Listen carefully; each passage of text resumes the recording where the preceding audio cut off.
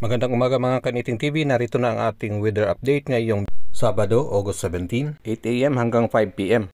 Makikita natin dito sa ating weather satellite animation, si LPE-98W po ay nandyan pa rin sa ating north side ng ating Philippine Area of Responsibility.